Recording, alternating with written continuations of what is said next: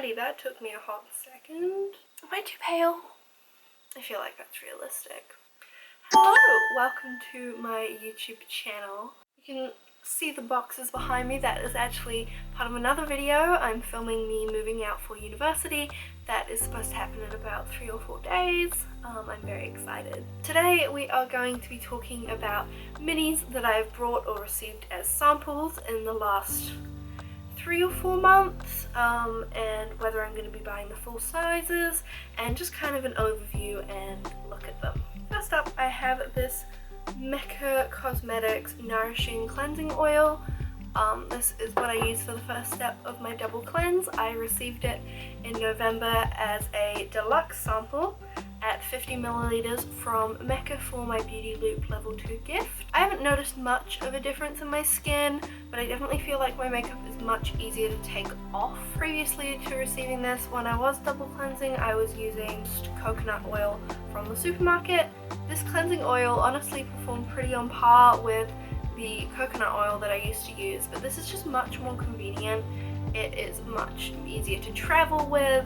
It doesn't go everywhere when it gets really hot and humid. I don't know if I'm going to rebuy this one specifically, but I'm definitely going to be buying my cleansing oil in a package from now on. This is another deluxe sample that I got from Mecca. I received this in a Beauty Loop box about 4 months ago, and it is the Glow Recipe Watermelon Glow Pink Juice Moisturizer. It's a type of hyaluronic acid. I was really excited to try this, but between how much fragrance it has in it and the price point, I will not be repurchasing this, and I will definitely be sticking to my normal hyaluronic acid, which is from The Ordinary. This is the Mario Badescu.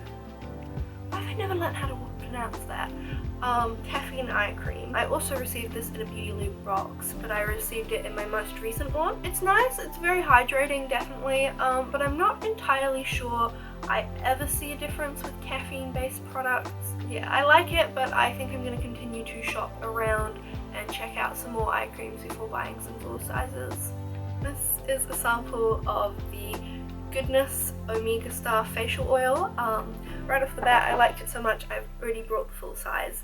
This is a jojoba oil mixed with a few other things, and it is just so lovely. It makes my dry skin feel really rejuvenated and hydrated, and it definitely doesn't feel heavy or overly greasy on my face. Plus, it is clean beauty and vegan. The brand Goodness is available at Farmers. And to round out the skin/base products, I have the Too Faced Hangover Replenishing Face Primer. I did not like this primer. I got this as a sample from Mecca, I think in a Beauty Loop box as well, but it could have been from a purchase. And the first time I put it on my face, my skin felt like it was burning. I haven't put it on my face a second time, but I have put it on my hand, and I really didn't like the smell of it. The coconutty smell was really overwhelming, and although it didn't burn my hand, it just didn't feel like it did anything impressive to it. Moving on, so I have here the Catrice HD Liquid Coverage Foundation. It's supposed to last up to 24 hours and be water and sweat proof and have a matte skin effect. This is 10 milliliters, and on their website it said that they came out with a mini because of how popular the full size has been. This is available from the warehouse. My first problem with it, I don't know how well you can tell, but this is so much darker than my natural skin tone, and this is the lightest shade. This isn't an uncommon problem. I find that the lightest shades in a lot of things aren't quite light enough. Typically, when brands are putting out new products, they're putting out a much bigger shade range. I feel like every shade that was in this collection looked the exact same. My second problem with it is that it does not last for 24 hours, it is not sweat proof, and it is not a matte second skin. It is matte, but it's not second skinny. Catrice makes these claims a lot. They have like a 12-hour brow gel and a 6-hour lipstick that do not last. Thirdly, this seems like a really strange release to me. I feel like the world is very glowy, very dewy, not at all matte focused at the moment. It's a lot of cream products and, you know, natural glows. It just seems like a strange release to me. I have been on the search to find a really good setting powder, and I have tried these two minis. They are both from Mecca, let's talk about them. I've got the Laura Mercier translucent powder. It is 9.3 grams. I'm a very pale person, and not only does this not set my oily eyelids and my concealer properly, it also leaves a kind of odd yellowish kind of tint to my skin, which is not my skin tone or undertones at all. Honestly, I brought this powder because of how iconic it was when I was first getting into makeup, but I will not be buying the full size. It just screams 2016 yellow undertones, no blush, completely matte to me, which is not really my vibe. Better of these two products is the Hourglass Veil Translucent Setting Powder. I like this a lot more than the Laura Mercier one, but it's definitely still not perfect. I feel like it has a little bit of a yellowish tint still. It really does not do a good enough job of setting my under eyes. I get really creasy, and this concealer settles into fine lines, and I'm 18, I feel like it shouldn't be doing that.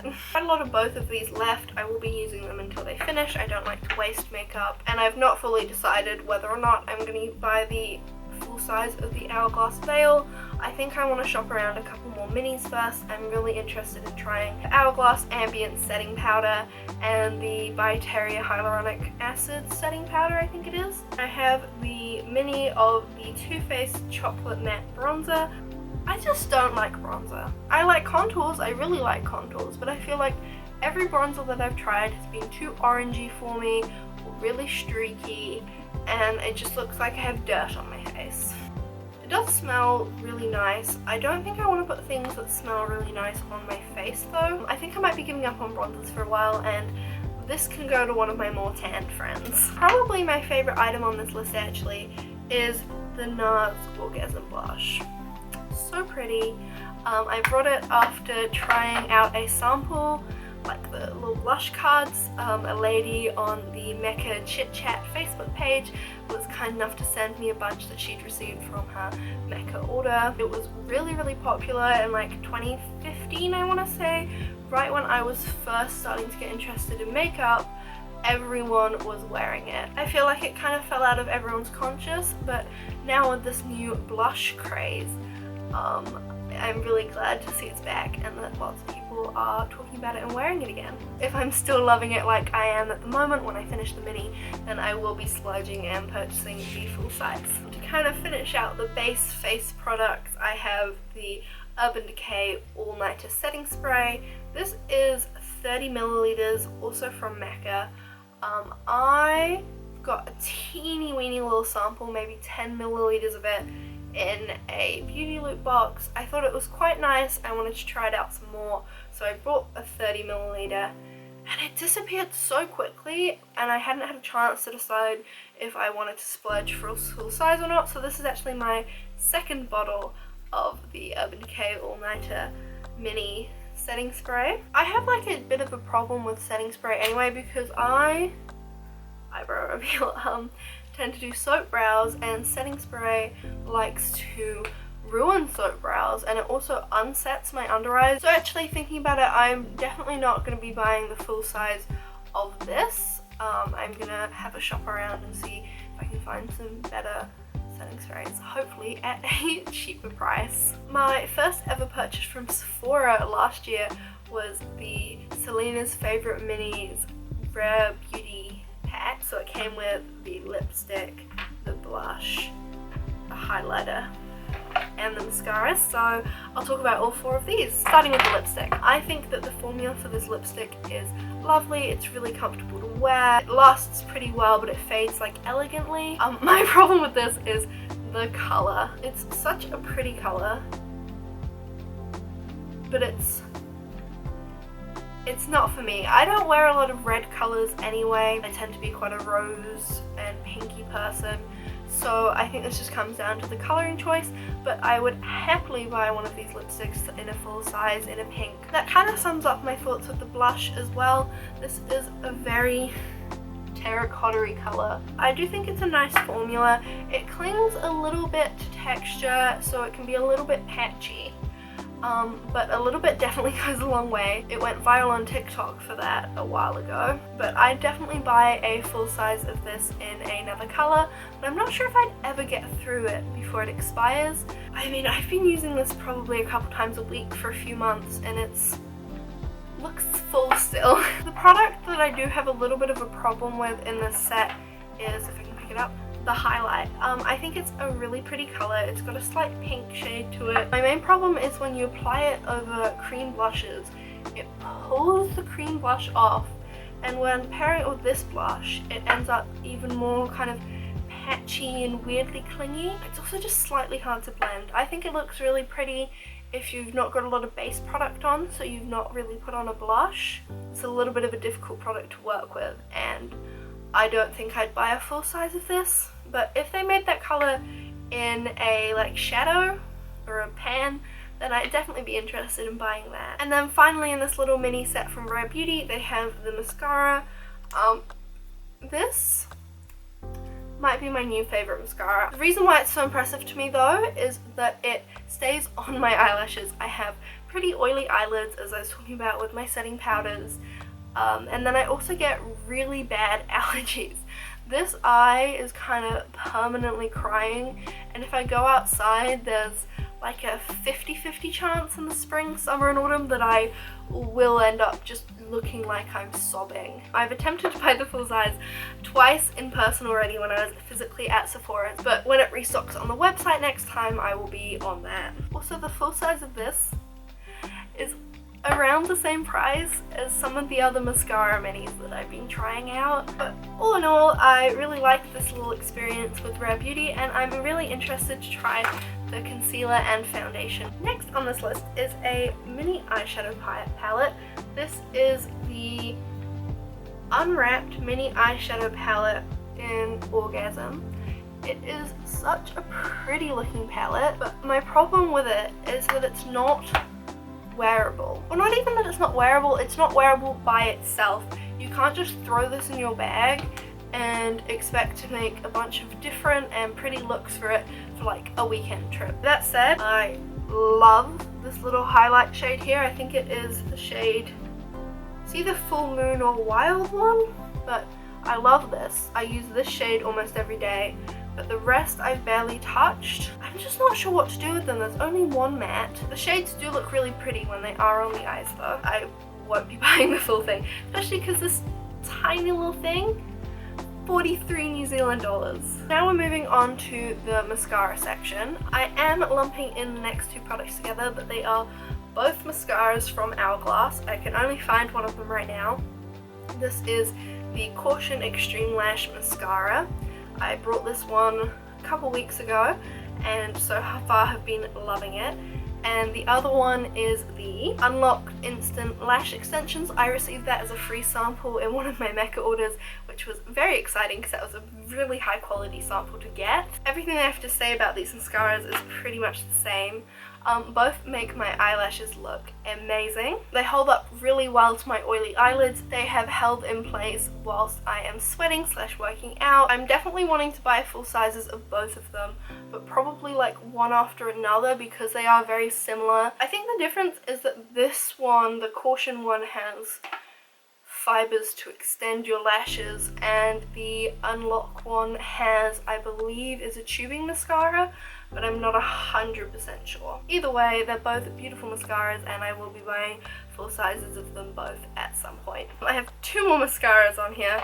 This one is a very iconic mascara that I absolutely hate. This is the Too Faced Better Than Sex mascara. This one has a little bit of a long backstory. So in January of 2021, I brought my first ever high-end mascara, full-sized. I brought a Too Faced Better Than Sex waterproof one. I liked that for like a month. I did think it was really pretty, but then it got really dry and started flaking and going everywhere under my eyes. So I threw that out, wasted like $52. I was very upset about that, but everyone online was telling me the waterproof one sucks, but the original is amazing. I hate it. I definitely won't be buying the full-sized one. My main problem is that there is no volumizing. It just makes them kind of longer. There's no volumizing. My lashes don't look very good afterwards. and it takes forever to dry down, which gives it loads of time to transfer into my oily eyes. And also, like, if you blink too much or you sneeze, heaven forbid, within like 10 minutes of putting it on, it just doesn't work. Even without like my allergies having bad days, it just goes all over my face. I would not recommend, and I have no idea what to do with this mini. The final mascara that I have to talk about is the NARS Climax Extreme. I do like this mascara better than the Too Faced one, but honestly I need to stick to tubing or waterproof mascaras. It does look pretty, probably for the first hour or so until it starts to migrate off of my eyelashes. And I will probably use up this sample, like it will get used. I will not be buying the full size of this. Last but certainly not least, the very iconic Too Faced lip injections. This is the extreme one. My main thought about this is that it's just a lot of effort, very short-lived results. I don't really like the pain aspect. It's not that painful, but it's definitely uncomfortable for a few minutes. I'm also not a massive fan of the natural color that my lips turn when they get inflamed. I do think it can be quite pretty in pictures, but I definitely won't be buying the full size, and maybe when this runs out in the future I might look into getting another mini, but alrighty, I hope that this was in some way helpful for you. It was actually really helpful for me to sit down and kind of think about these products and really think, okay, what am I going to do with these products that I don't like so that they don't get wasted. So thank you so much for watching, and I will see you next time. Bye!